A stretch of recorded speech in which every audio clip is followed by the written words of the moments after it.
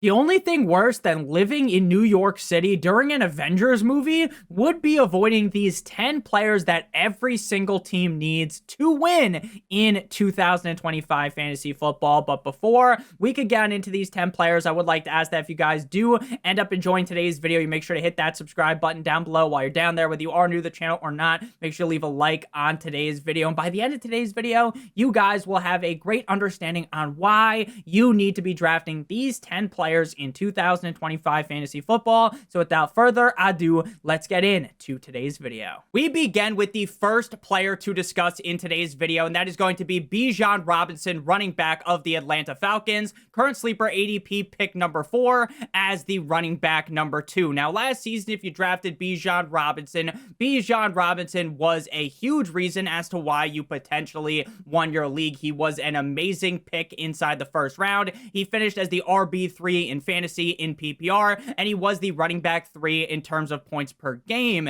This was a season that started off very slow for Bijan Robinson. He starts off the year in weeks 1 through 5 being relatively a dud based upon where you had drafted him. Sure, he wasn't absolutely terrible, stinking things up in your lineup, but based upon the draft capital that you invested into Bijan Robinson, it was starting to look like 2023 all over again. But after week number 5, things were truly wheels up for Bijan Robinson, and the final 3 games that you guys can see on the screen that are highlighted at the bottom are the 3 games that Michael Penix Jr. was the starting quarterback for the Falcons. In those games, Bijan was the running back 8, the running back 3, and the running back 2 to close out the season. Now, I understand that not everyone is the biggest fan of Michael Penix Jr. They might be hesitant to truly crown him as the franchise quarterback of the Atlanta Falcons, and honestly, all of those thoughts are completely sound. I'm not going to sit here and bang the drum completely for Michael Penix Jr., but I do really believe that with Michael Penix Jr. under center, that is the best scenario for Bijan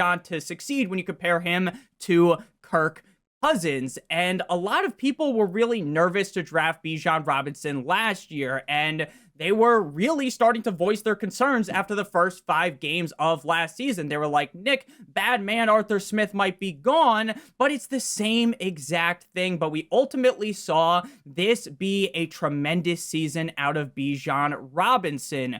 Bijan Robinson played in all 17 games. He had 304 carries, 17.9 per game, ranking 4th at the running back position. He was 3rd in terms of rushing yards, 1,456. He was top 5 in targets, receptions, and receiving yards, and he was the 6th running back in terms of total touchdowns with 15, all while being very efficient, 10th in true yards per carry, 1st in yards created, 17th in game script, and 4th in dominator rating. I truly believe that we are going to see a great season out of Bijan Robinson yet again. Arthur Smith leaving was the biggest proponent to the boost of Bijan Robinson. Arthur Smith was basically just holding Bijan Robinson down, and once we ended up seeing Arthur Smith leave, it was like when John Cena came out after what happened to Osama bin Laden when they ultimately got to him, and John Cena was like, we have caught and compromised to a permanent end Osama bin Laden. That is how it felt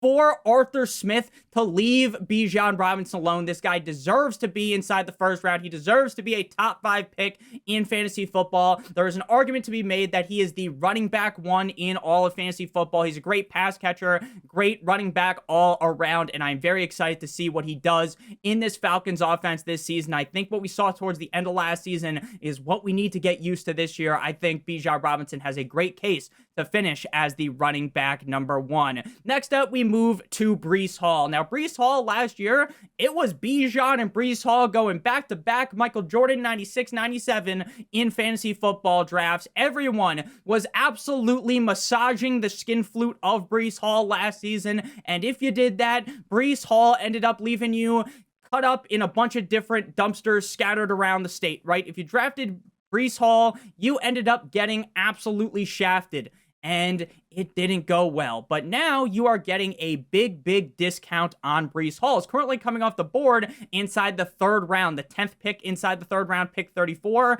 as the running back number 13. Again, I fully understand that Breece Hall let you down last season, but I do believe you need to do the Men in Black technique, which is put that thing up to your face where it erases your memory. Forget what happened last year, because we all know how good Breece Hall can be. And there are going to be some people that are like, Nick, we have heard some news about maybe Breece Hall is going to end up leaving the Jets. He might get traded. So here's a tweet from Paul Andrew Esden Jr. Running back Breece Hall saw all the trade rumors this offseason and wasn't sure what was going to happen. Head coach Aaron Glenn called him up to clear the air. Aaron Glenn said, Breece, do you think I want to trade you? Breece Hall said, I don't know. Aaron Glenn said, Breece, I don't want to trade you. I want you to be here. You're going to be here. You're our running back. So all of this mumbo jumbo about, oh, this is going to be a split share. Oh, they're going to give more carries to the other running backs behind Breece Hall. That is all a bunch of mumbo jumbo, a bunch of stuff you do not need to worry about at all. Breece Hall is the locked and loaded running back one in this offense. I fully understand that last year was a sinking ship for Breece Hall. I fully understand that being the running back 16 last year in PPR, 17 in points per game, did hurt like a butt cheek on a stick, but we also have to keep in mind that he was hurt. He was playing hurt. The knee injury in week 13, he misses week 14 and returns back after that, but he did end up having a snap share decrease, as you can see on the screen. Week 15, 49.1% of the snaps. That's like, all right, maybe he's back. 76.8% up against the Rams, then 49.2% up against Buffalo. So a fully healthy version of Breece Hall without Aaron Rodgers, without all of this bullshit going around where they get rid of Robert Saleh, they end up promoting a different coach, and where now everything is locked and loaded. This is a much better start to the season. This is a much better scenario to be in for Breece Hall. I understand that Justin Fields isn't as talented as Aaron Rodgers, right? Justin Fields isn't as good as Aaron Rodgers, but Justin Fields is great at running the ball. He is going to be able to open up the field for Breece Hall, and I fully believe this is a team that is head coached by a defensive coordinator, Aaron Glenn from the Detroit Lions. This is a team that's going to want to play defense and run the ball gently down the stream, which is going to allow Breece Hall to see more opportunities. We know Breece Hall is one of the most talented pass-catching running backs in the National Football League. So as long as he gets the normal amount of touches that we have come accustomed to for Breece Hall, this has the potential, this has the upside to be a certified smash at the running back position this season. Again, last year was a letdown. He only had 876 rushing yards. He had 76 targets, 57 receptions, 483 receiving yards, and only 8 total touchdowns. Sure, do I think that Breece Hall is going to score 20 fucking touchdowns or something ridiculous? Fuck no, baby. But I do believe that he has the upside to be a top 3 running back. I believe that the talent is there. I believe that the team wants to run the football. I believe that the offense runs through Breece Hall. So I am excited to get back onto the Breece Hall bandwagon at a discount this season. At number 3, we move to former Jet Davante Adams, wide receiver of the Los Angeles Rams. Sleeper ADP wide receiver 19 at pick number 39, the 4.3, the third pick inside of the 4th round. Now, last year, Davante Adams was the wide receiver 11 in PPR and the wide receiver 10 in PPR points per game. He has finished on his career 9 straight seasons as a top 15 points per game wide receiver, with 8 of 9 seasons inside of the top 12, and you are drafting him as the wide receiver number 19. Now, I fully understand that Puka Nacua is an incredibly talented wide receiver, and I fully understand that I have given the metaphorical gawk 9,000 special to Puka Nacua before. I am a big believer in Puka Nacua, but that doesn't mean that we should just magically be doing the fade on Davante Adams, because Matthew Stafford is a guy that can elevate 2 wide receivers on the exact same team. We know that Davante Adams is a ball hawk inside of the red zone, and we know that Davante Adams is the kind of guy that in any given game, would you be shocked at all, even with Puka Nacua, that Davante Adams was able to get 10, 11, 12 targets in a couple of games this season? That would not be a shock at all. If you look at the screen right now, you're going to be able to see some of the games that are highlighted are when the Jets ended up trading for Davante Adams, which was just a great trade for the Jets, right? That all ended up going well, right? Sure, it didn't start off very strong, but we saw a game where he's the wide receiver 1 up against the Jaguars, a game where he's the wide receiver 7 up against the Dolphins, the wide receiver 7 up against Derek Stingley and the Houston Texans, right? We have seen the upside out of Davante Adams on the Jets. And I believe this is a better quarterback situation, a much better offense for Davante Adams to succeed in. Again, is Davante Adams the same Davante Adams from 3-4 years ago? In my opinion, no. But the way people are sleeping on Davante Adams is like the guy's going to go out there in a wheelchair like Professor X and go out there and try to catch passes, right? Again, wide receiver 19 at pick 39, 9 straight seasons as a top 15 points per game wide receiver, 8 of 9 seasons inside the top 12. It is ludicrous the amount of disrespect that people are throwing on Davante Adams. Last year, 9th in terms of targets. He had 141 targets, 85 receptions, 14th, 1,063 receiving yards, 15th, 8 total touchdowns, 13th in dominator rating, 17th in explosive rating, 30th in terms of route win rate. If something was to happen to Puka Nacua, now we will knock on wood, we do not root for injuries. I'm not going to sit here and pretend like I want Puka Nacua to get hurt because I love Puka Nacua. I am fine paying the piper, paying the high draft capital for Puka Nacua because I think these two guys can coexist yin and yang. But if something was to happen to Puka Nacua, you say, Nick, in week 5, Puka Nacua goes down, knock on wood, we don't root for injuries. Then from week 5 on, you're talking about Davante Adams as a clear top 3, top 5 wide receiver asset in fantasy football. And even if he doesn't get hurt, if Davante Adams is your wide receiver 2 every single week, with the upside of becoming a top 5 wide receiver, even with Puka Nacua in any given game, sign me up. I'm throwing my John Hancock onto the page because I believe that heavily in Davante Adams. Next up, we move to Rashee Rice, wide receiver of the Kansas City Chiefs. Sleeper ADP wide receiver 21. Can you do something for me? At pick 43, the 4.7. Now, last season ended in a complete and utter disaster when Patrick Mahomes ended up hit-sticking Rashee Rice and ended up hurting him in a bad way to where he missed the remainder of the season with a torn LCL. Now, Kansas City Stars Sam McDowell reports Rashee Rice's knee was a full participant in Wednesday's practice. This is from June 4th, so it is a couple days old.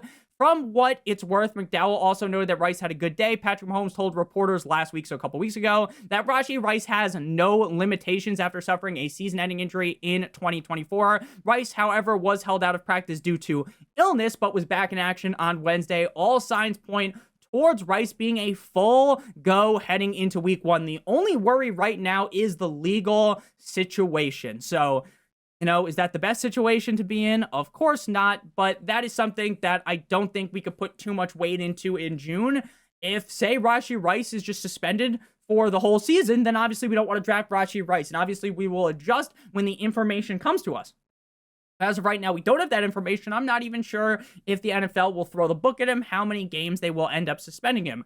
If this guy ends up playing this season fully, or even if he's suspended a couple of games, I understand that the Chiefs ended up going out limp dick, right? They get absolutely beaten. They get battered by the Philadelphia Eagles, right? It's like Apollo Creed versus Drago, right? Just an absolute fucking beat down to the death. If he dies, he dies, right? That is what the Philadelphia Eagles did to the Chiefs, but Rashee Rice is still the number 1 receiver on this team. This is a guy that was averaging 7.3 targets per game, 6 receptions per game, 72 receiving yards per game, and in 4 games, he scored a touchdown in 2 out of 4 games. Again, he didn't even play the full 4th game. He only had a 6.8% snap share in that game because he got hurt so early on up against the Chargers. He was the wide receiver 14 in week 1 against the Ravens, wide receiver 16 up against the Bengals, wide receiver 3 up against the Atlanta Falcons, and we are drafting him as the wide receiver 21. Hopefully, people start to smarten up on Rashee Rice,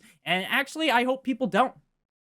I hope people just keep fading him, keep worrying, right? And then we're just going to get him in the 4th round, and this is the guy that could definitely be a top 5, top 8 wide receiver. And as the wide receiver 21, I think the door to being a top 12 wide receiver is very much open for him, and you would be very, very excited based upon where you drafted him if he finished that high. Next up, we move to Baker Mayfield, quarterback of the Tampa Bay Buccaneers. Sleeper ADP quarterback 7 at pick 63, the 3rd pick inside of the 6th round. He was the quarterback 4 last year and the quarterback 4 in terms of points per game. Before we talk about Baker Mayfield some more, though, and the rest of the players in today's video, I would like to give you guys a quick word for our friends and our partner over at Underdog. Underdog Fantasy has a great offer for you guys today. If you sign up using promo code Notorious or by clicking on the link in the video description, you will receive a first-time deposit offer bonus of up to $1,000 in bonus cash, plus a free pick. That free pick today is going to be SGA higher than half of a total point. If you sign up after today, then you'll receive a different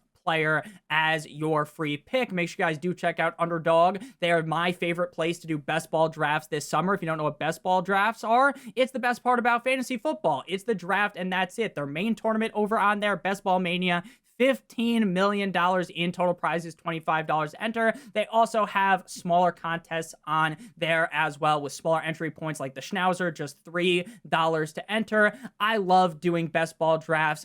I love practicing for my fantasy football drafts, and I use Best Ball on Underdog to do that. So make sure you guys check that out. Promo code Notorious or by clicking on the link in the video description. Back to Baker Mayfield, quarterback 4 last season. Like I said, quarterback 4 in terms of points per game. If you just pull up his stats on this season in terms of finish per week, 7 of 17 games, this guy finished inside the top 5 at the quarterback position. Now, a lot of people will say, Nick, how can he possibly play this well while losing his offensive coordinator who became the Jacksonville Jaguars head coach, Duval Liam Cohen? Baker Mayfield has been dealing with the offensive coordinators, all these guys getting mished and moshed year in and year out, and frankly, the guy just continues to put up good numbers. This is a quarterback that the Browns 100% regret getting rid of in favor of the massage man, Deshaun Watson, right? Baker Mayfield has an amazing wide receiver core. Mike Evans, Chris Godwin, sure, maybe he won't be good to go for week 1, but he will eventually be good to go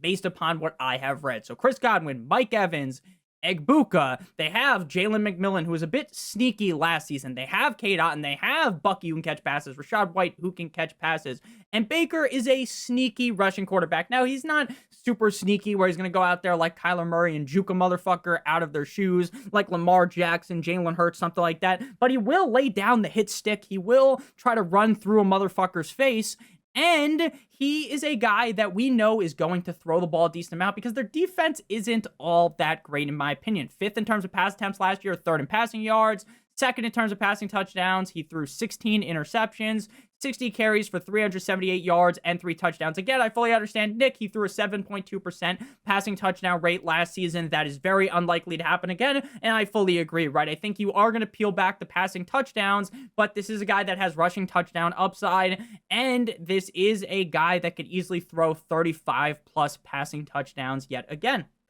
This is an offense, again, that is loaded to the gills with talent, and Baker Mayfield deserves more respect for how good he is. Again, he threw for a crazy amount of passing touchdowns. People say that's fugazi, that's a fluke, that's a woozy. Look at the efficiency stats. The guy is efficient. 5th in terms of true passer rating, 12th in terms of QBR, 2nd in red zone accuracy rating, 1st pressured catchable pass rate, 3rd in expected points added. And that is just a few great stats to mention. There are still other stats you can see on the screen right now that are great as well. This is a quarterback, like I said, that deserves more respect. This is a quarterback that can easily replicate a top 5 finish again, coming off the board as the quarterback 7. If you are looking to take a quarterback in the middle rounds, I think Baker Mayfield is a great answer to that question. Who do I take in the middle rounds of the quarterback position? The answer would be Baker Mayfield. Baker, touchdown maker. Next up, we move to Baker's former team with Quinshon Judkins, running back of the Cleveland Browns. Sleeper ADP running back 27 at pick 76, the 4th pick inside the 7th round right now. Now, right after Quinshon Judkins was selected by the team, GM Andrew Berry said that Quinshon Judkins can be a bell cow runner that can really carry the load for us. That's a great thing to read now. Nick, just like it says on the screen, that's really not that surprising because he was the 36th overall pick. I get that, but that is just some more confidence that you can get on Judkins. If you look at the running back room, they have Jerome Ford, F-150. My guy, I love Jerome Ford, but frankly, I think Quinshon Judkins wipes his ass with Jerome Ford. They have Dylan Sampson, who's good as well. Like, I'm not going to say that guy's some shitter, but I do believe that Quinshon Judkins could easily become a bell cow running back on this team. And the reason why I believe he is being slept upon this hard is because the quarterback situation in Cleveland is a complete and utter mitigated disaster, right? You have no idea who the quarterback one will be. Week 1, my best bet, if I was to be wagering some money on this, some funds, some fun coupons, it would be on Joe Flacco, the elite one himself. But I think this could easily be a year where you see 4 or 5 games out of Flacco, you see a couple games out of small hands Kenny Pickett, and you see the season finish with Shedeur or maybe even Dylan Gabriel, right? I think this is going to be one of those situations where we've talked about this over the years, right? Where you don't have one quarterback. When you have multiple quarterbacks, you have no quarterback, right? They kind of have no identity to the quarterback room, but I still believe that Quinshon Judkins is going to see a shit ton of opportunity in this offense. Again, the 36th overall pick in the 2025 NFL draft. He transferred to Ohio State in 2024 after playing at Ole Miss in 2022 and 2023. 16 games played with Travion Henderson on the team. 194 rushes for 1,060 yards and 14 touchdowns. 22 receptions for 161 yards and 2 touchdowns. His best season was actually his freshman season back at Ole Miss. 274 rushes for 1,567 yards and 16 touchdowns with 15 receptions for 132 yards and a receiving touchdown. So 16 total touchdowns, or 17 total touchdowns in the year, because 16 rushing, 1 receiving. 16 total touchdowns last season as well. This is a guy that jumps off the board in terms of relative athletic score. The RAS score, it is amazing, right? It brings the boom like the Costco guys. Boom, boom, boom. This again, is a guy that has a clear path. He can carve his way towards becoming the running back 1 on the Cleveland Browns. We have seen 9-inch Nicholas Chubb. We have seen running backs before have great success, shout out to Borat, on teams that aren't very good as the bell cow running back. You don't just need to be on a great team to have a huge fantasy football season. So I do believe in Quinshon Judkins. I love his tape. It makes your eyes water with how beautiful it is. So Quinshon Judkins, I am loving it. McDonald's style inside of the 7th round for Judkins. Next up, we move to Darnell. Here comes the Mooney, wide receiver of the Atlanta Falcons. Sleeper ADP wide receiver 49 at pick 114, the 6th pick inside the 10th round. The fact that Darnell Mooney is going this late is just a complete and utter steal. It's a crime against humanity that people are disrespecting Darnell Mooney to this degree. I get Darnell Mooney has never really made that big of a splash like a fat dude jumping into a pool over his career, right? In Chicago, in Atlanta, it hasn't been the smoothest of sailing, but last season he did really put things on. He put it on last season. And we saw last year with Michael Penix, he was the wide receiver 31 in week 16, the wide receiver 67 in week 17. But we saw those splash games, those big games with Kirk Cousins. And I think that, sure, while we did use the sample size for Bijan because it does go for our argument, there is nothing that says that Darnell Mooney can't get a much better connection with Michael, I almost said Michael B. Jordan from Sinners. Shout out to Michael B. and Michael A. Jordan, who are both in that film. But with Michael Penix, I think both of them can get that connection. He was the wide receiver 38 in points per game last year, 31 in terms of finish on the year. He missed 1 game with a foot injury. He had 107 targets, 64 receptions, 992 receiving yards, and 5 total touchdowns. Very efficient in terms of what you probably think his efficiency numbers would be when you were coming off this late off the board. 6th in explosive rating. The guy's very explosive. He's a great route runner. In my opinion, he made a crazy play last season. I'm pretty sure it was against the Cowboys, where he literally pantsed a motherfucker. He ran past him, pulled his pants down, ran straight, scored a bomb of a touchdown. He is explosive. He's a great route runner. 13th in EPA, 23rd yards per target, 13th in yards per reception. He only had 2 drops last season at a 1.9% rate. Again, I get that his best games this season did not come with Michael Penix, but I think that is a connection that can be built. It could be a 4G LTE connection. This is not the Atlanta Falcons of old. This is a much better version of the Falcons. And again, once Arthur Smith was gone, the bad man was gone, and everything has gotten better. Next up, we move to Dak Prescott, quarterback of the Dallas Cowboys. Sleeper ADP quarterback 16 at pick 117, the 9th pick inside outside of the 10th round. Now, last season, had you drafted Dak Prescott, it wasn't great, right? Even when he was healthy, he wasn't whipping up a 5-star Michelin meal for you, but this is a team, at least in terms of the weapons core, that has gotten better. They have CeeDee Lamb, but they add in George Pickens, who's a great wide receiver too. I know there's gonna be people in the comments, Nick, George Pickens hasn't lived up to shit at the NFL level. George Pickens only has aura because of that picture that he took in front of his TV where he was mean mugging when he got drafted. George Pickens this, George Pickens that. I get that, right? I'm not going to sit here and be some George Pickens fucking dick rider, right? I'm not bouncing up on that thing, right? I'm not going to do that metaphorically, of course. But George Pickens is a much better wide receiver, too, compared to what Dak Prescott has had in the past. So CeeDee Lamb, George Pickens. I like Jalen Tolbert a bit, right? I'm a bit of a Jalen Tolbert enthusiast, but they also have a solid tight end in Jake the Snake Ferguson. The running back room, sure, is it the best? Of course not, but who cares, right? We're talking about the quarterback. We're talking about Dak Prescott. So again, last season, if you look at his points per game, it was only 15.6, but we have seen Dak Prescott have great seasons before. 2023, he's the quarterback 4 in terms of points per game. 2021, the quarterback number 9. The season before that, he only played 5 games, but he was averaging 27.9 fantasy points per game. Quarterback 3 in 2019, quarterback 11 in 2017, quarterback 9 in 2016. This is a quarterback that is coming off the board outside the top 12 at the quarterback position. People are sleeping on him so heavily, they're in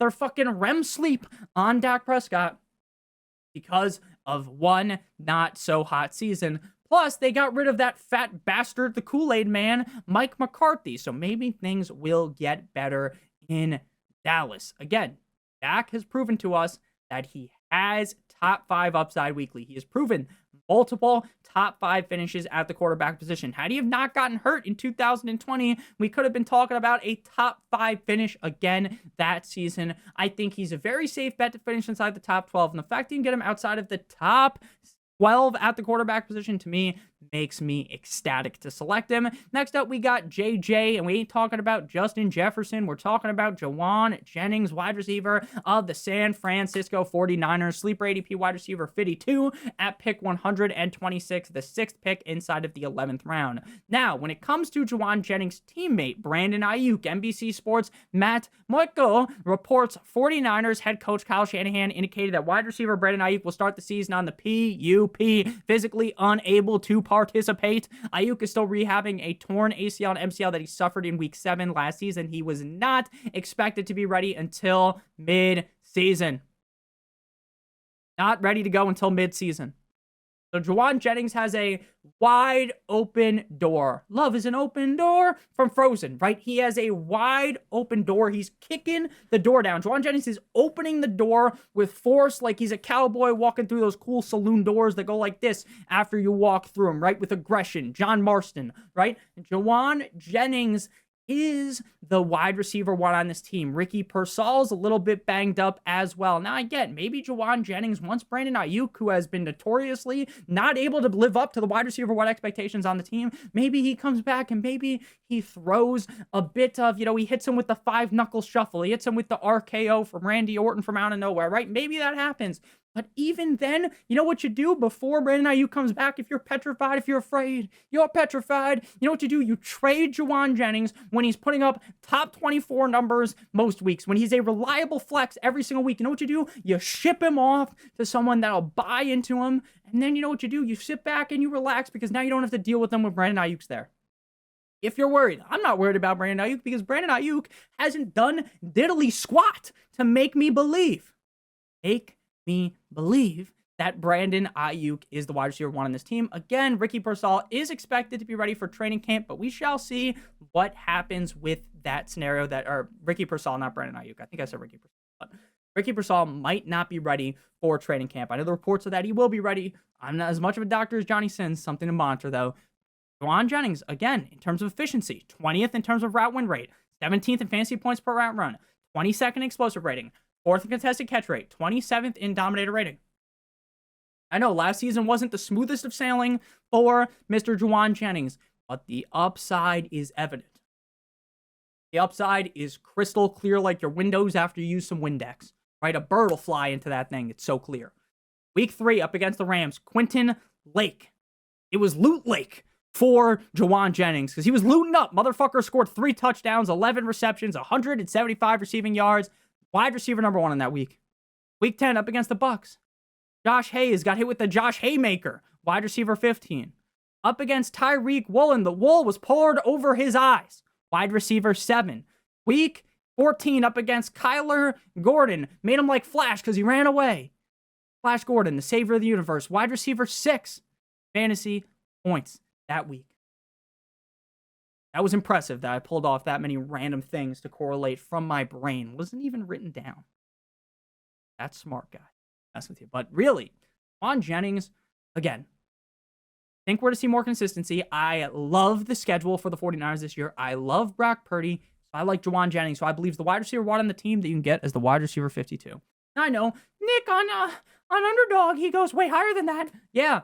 But most of you guys, you're not doing your redraft league on Underdog, right? You're preparing for your draft. You're doing your best ball drafts on Underdog, promo code Notorious. I do a bunch of drafts on Underdog too. But your home league, when it's on ESPN, when it's on Sleeper right now, NFL, Yahoo, these are spots where they're going way later. And I think Jauan Jennings is a steal right now. Wide receiver 22 in targets, 20th in receptions, 25th in receiving yards, 30th in total touchdowns last season. Wide receiver 52. Come on, man. That don't make no sense. Final player, Jayden Higgins, wide receiver of the Houston Texans. Sleeper ADP, wide receiver 55, pick 131. The 11th pick inside the 12th round. Distant cousin of my boy T. Higgins. Probably not, but they have the same last name. ESPN's DJ Bien, muy bien, y tú, Amy, believes Texans wide receiver Jayden Higgins could clinch a wide receiver 2 spot by the 2nd week of training camp. This report was from a few days ago, June 13th. According to Bien, Amy, Higgins has been impressive in minicamp, connecting with CJ Stroud on multiple plays while also hauling in some one-handed catches. It wouldn't be completely surprising to see Higgins within a prominent role out of camp with T. Higgins sidelined. Don Mechie posting a career line of 40 for 412 and a tug. Just through 100, I thought that was last season. Wasn't even last season. Through the first 29 games of his career, it's safe to assume that the wide receiver 2 role is wide open in Houston. If you look at the wide receiver room, they have Nico Collins, my boy, Nico Cousin, let's go Bowling Collins. That guy's a fucking beast. He's the wide receiver 1, right? We know that. But then they've got Jayden Higgins. They've got Christian Kirk. They've got Jalen Newell, who, same team as Jayden Higgins in college. John Mechie, Xavier Hutchinson, Justin Watson, Johnny Johnson, which seems like a fake name of a guy that, when you're in year 15 on Madden and you just have, no one is real on your team, right? You're in your Madden franchise. No one's real. Not a single real guy on your team. Fucking Johnny Johnson's your wide receiver 1, right? Fake name. Not even a real guy, right? So, look, I know Nico's the guy. Christian Kirk has shown that pizzazz, those jazz hands, right? He's had some of that pizzazz. It's fleeting. It is fleeting, and I believe that Jayden Higgins will be the number 2 target on this team. I understand the Texans did not live up to expectations last year. I fully get that. There was a lot of injuries. Jayden Higgins was almost a first-round pick. The 34th overall pick of the 2025 NFL Draft, meaning he was the 2nd pick inside the 2nd round. And guess what? The Texans traded up with the Giants, move on up, and select Higgins. 2024 in 13 games at Ohio State. I said Ohio State. It's Iowa State as a 21-year-old. 87 receptions on 138 targets for 1,183 yards, 13.6 yards per reception, and 9 receiving touchdowns. Jayden Higgins should be able to, if he clearly becomes the number 2 receiver, he's going to move up boards quickly. If he could secure a very prominent role inside of this offense, wide receiver 2 in Houston under CJ Stroud will have value. We saw Diggs pop off last season. We saw the big games out of Nico Collins. We've seen big games out of Tank Dell before. Jayden Higgins is the number 2 wide receiver. I'm going to be feeling real nicey about getting him inside of the 12th rounds. Thank you guys all so much for watching. If you didn't enjoy, make sure you guys hit that subscribe button with a haymaker like it owes you some money. Leave a like on today's video if you are new to the channel or not. It helps me out a ton. Leave a comment down below. Who is your favorite player to be drafting this year? Your number 1 league winner. I love you more than you ever know. Check out one of the videos on your screen if you haven't seen them already. Hope you guys have a great one. And as always, good boy.